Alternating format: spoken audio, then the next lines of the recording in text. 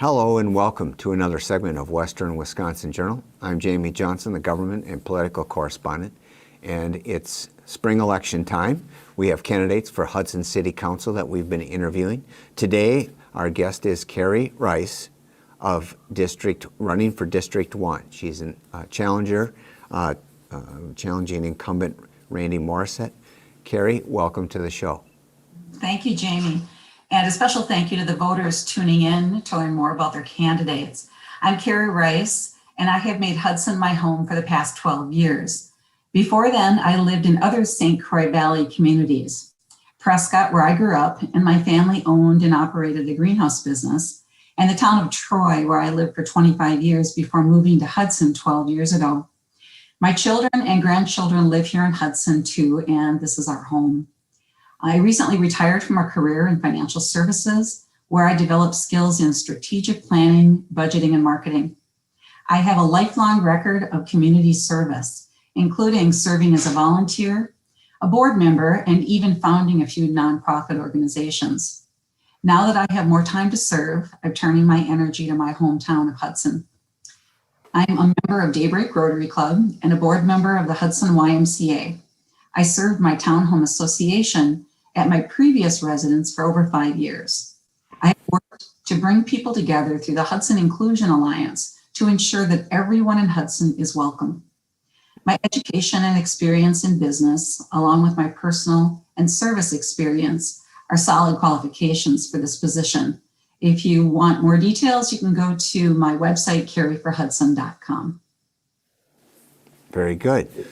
Now that you've run through some of your qualifications and background, why is it that you want to serve on the Hudson City Council? Mm-hmm.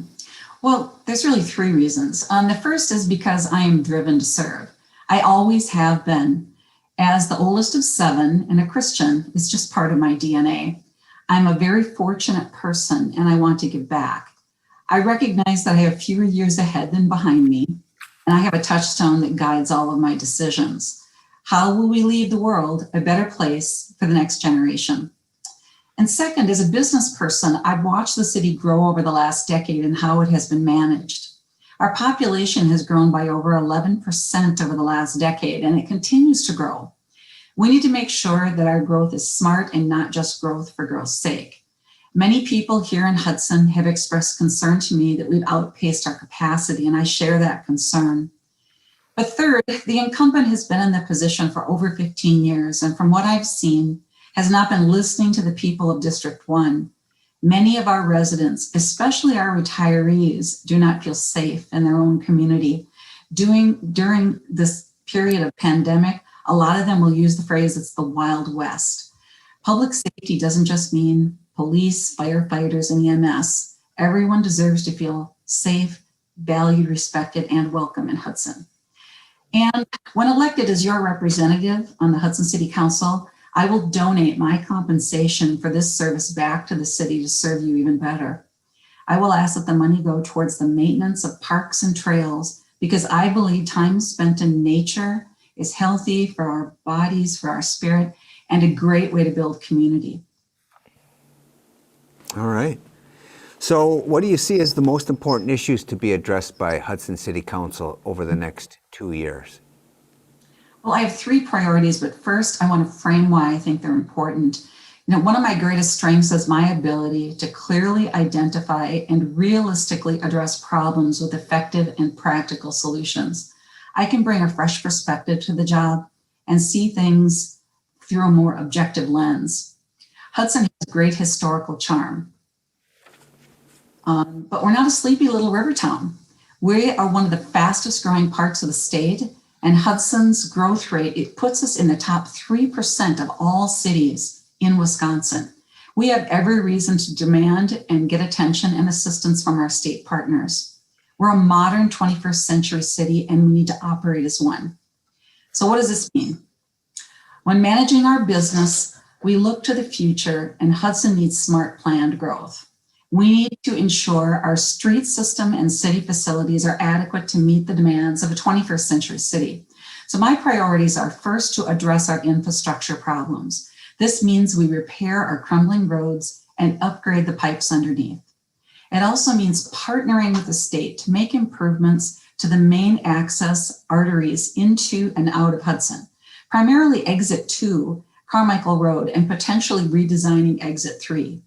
The Carmichael exit was never designed to support the current traffic, which is now a constant. I have experience in negotiation, and we can negotiate with our state from a position of strength. My second priority is we need to modernize our communications. People want to know what's going on about the matters that affect their daily lives, and we can improve interactions with city staff and community. The decline in subscriptions to our local paper, I have mine from today, and I just want to give a shout out to all the amazing athletic teams that are featured here. But subscriptions have gone down in recent years, so people don't know what's going on in the city, or at least we can't rely on this to tell people. So some of the social media sites can spread rumor and misinformation, and we need to counter that with clear messages from the city.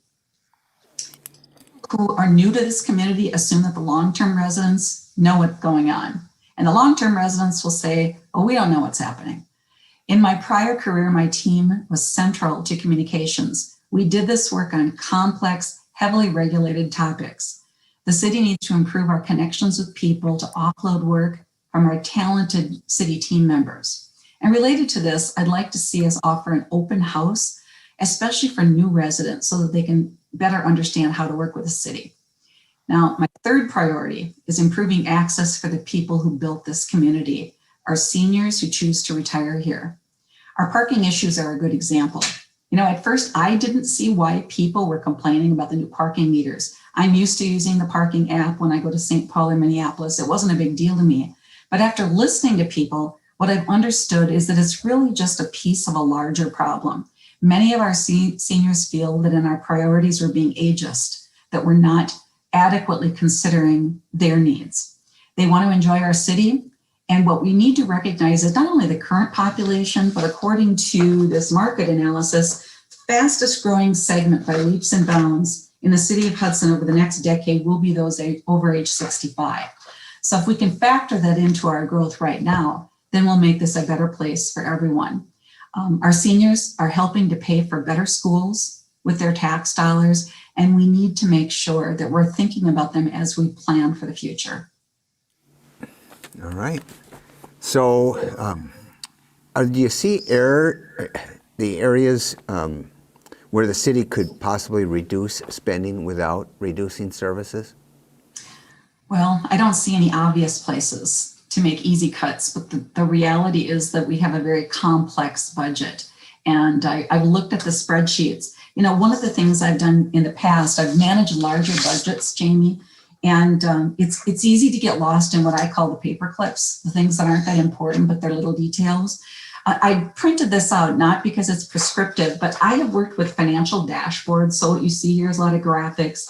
And the idea here is that in order to make smarter decisions, what the city can do is take their detailed budgets and pull them up into a dashboard where you decide what things are important, what things you want to measure, where are we with our projects versus budget.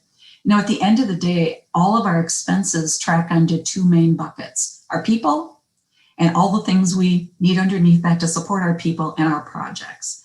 And a dashboard can help us to make smarter decisions and more informed decisions. You know, this is my second River Channel interview, and I've done this kind of work before. But after the chamber interview, I received a lot of feedback who know me from some social kind of volunteer work that I've done. And they said, boy, Kerry, you sound like a conservative. And that's because when it comes to financial matters, I am. I'm going to read to you, Jamie, some things that people have said about me when I served on my Townhome Association board. From a planning standpoint, Kerry is able to consider long-term consequences of current decisions. She's willing to make tough decisions in the short term to achieve long-term benefit for the entire community. In my 4 years of serving with Kerry, she proved herself to be fiscally responsible, but with a willingness to spend money on clearly defined community needs. And another one said, in my experience, Kerry is clear thinking, reliable, no nonsense, and an organized leader. She pays attention to both the details and the big picture. She always tries to follow best business practices and has the highest ethical standards. So you can read more about this and testimonials at kerryforhudson.com. All right. So next question. This goes to the question that you had mentioned before, because you had put as one of your priorities and major issues to get done over the next 2 years is infrastructure. So thinking of that, what do you think about the city's plan for maintaining and improving the city's infrastructure? Is it sufficient or not? Well, I'd like to start with what we're doing right, what we're doing well. The city's doing a good job with identifying what needs to be done through public works. Next, we need to create a stage plan and get the needed work on roads and underground utilities done at a fair cost and in a timely manner. And we need to figure out how best to fund it. What we haven't done a good job of it is explaining to people and residents why this is so important, but the residents can see their crumbling roads for themselves. What they might not see is the aging pipes underneath. Some are 100 years old or older. I believe we need to be straight with people about this work and how we can plan to pay for it. We've underfunded this in the past, and now we need to bring it to the front burner and make it a priority. That's why infrastructure is my number one priority. It's also why communications are important. We need to have a modern communication system. Imagine, if you will, if there was work being planned for the street on which you live. If you signed up for it, you could maybe get a ding on your phone or some kind of a message that allows you to plan your life around this important work. It will be an inconvenience when it comes to your property, but better that you know about it and aren't surprised when the trucks arrive outside. Okay. So what are your priorities? We've got the Hudson Comprehensive Plan procedure coming up. Every 10 years there's supposed to be a new comprehensive plan. We're a bit behind schedule. Over a year ago they started their survey process and so forth, but didn't get a great response. But what do you think about Hudson's future development, and if the public could know what Kerry Reis thought about that survey, what would you be able to tell them about your priorities?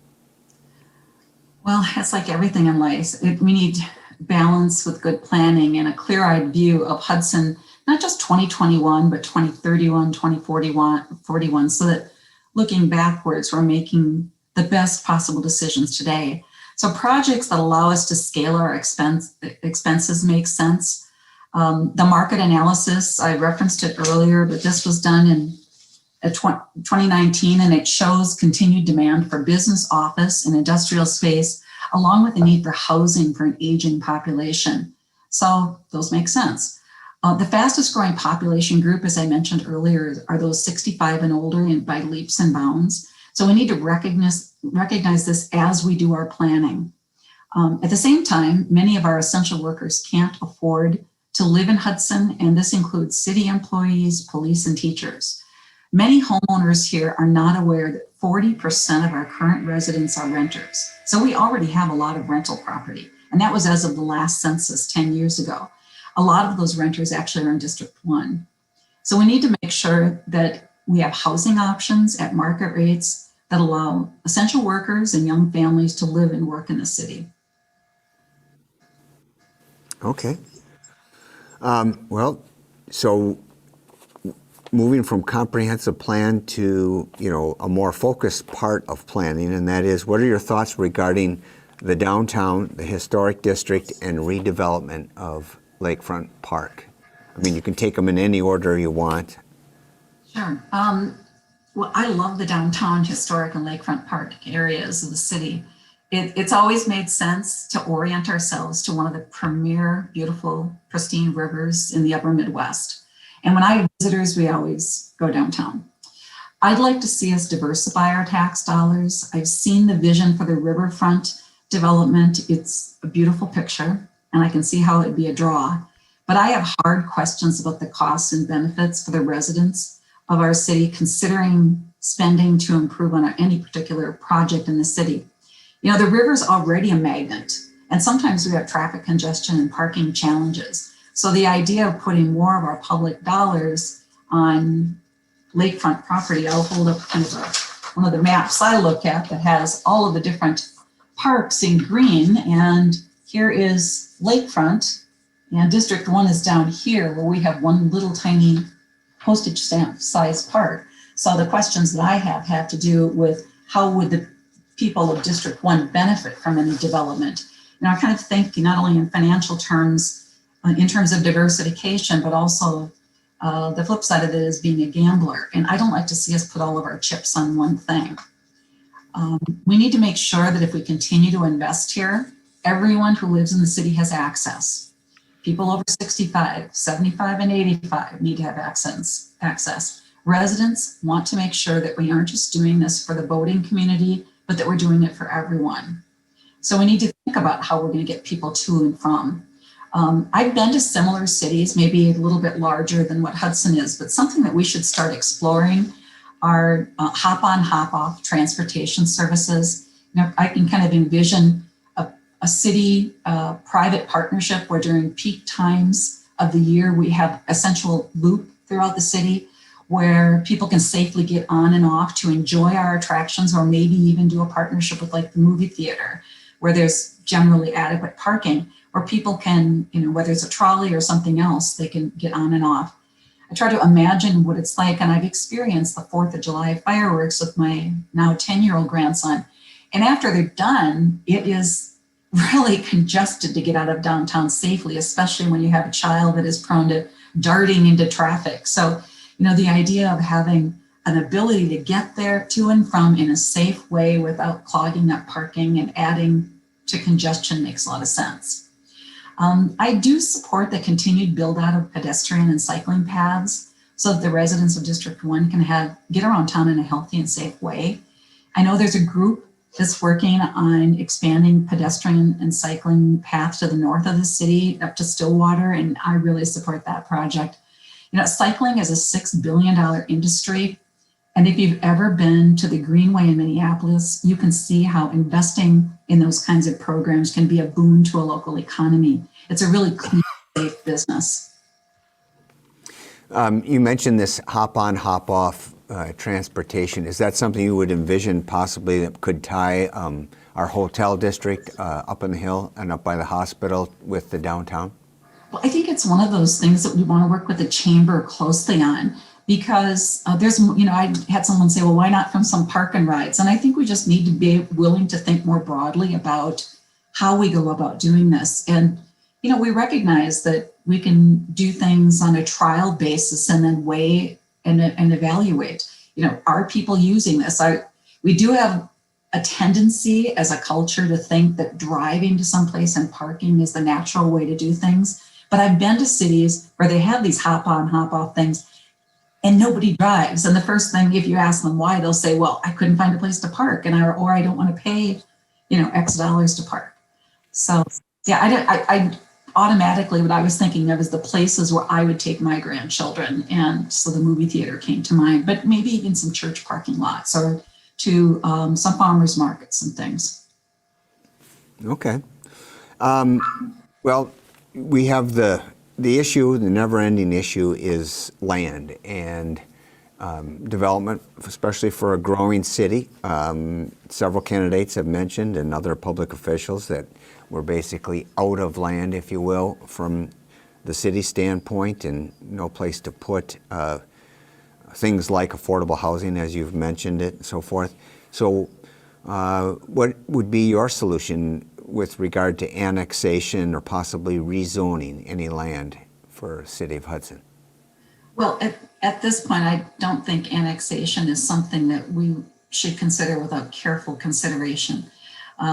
We need a solid plan to address our current infrastructure and into and out of the city, the main arteries. I try to envision, we've got some project work coming up on Carmichael Road, just maintenance, not even retooling anything for that exit. And I try to envision in the heat of the summer when things are so busy, where will people go? How will they get around the city when it's already congested? When I lived in Red Cedar Canyon, the sirens are going off all the time, not from the hospital, but from the traffic congestion. So I think we have to look at how do we fix those problems before we even consider any more development or annexation. Not everything is scalable either. Annexing certain land where population is sparse and dispersed could stretch our capacity to provide services. If it means we have to buy more snowplows, et cetera, it might not make sense. In the past, leaders have talked about growing the tax base, and many residents, intuitively, I think we think that this means obtaining a better balance on our taxes and spreading our costs over a larger base. But unless we can scale those expenses, annexation doesn't make a lot of sense. I do think, and I think there was some call about rezoning for that piece of property owned by the county.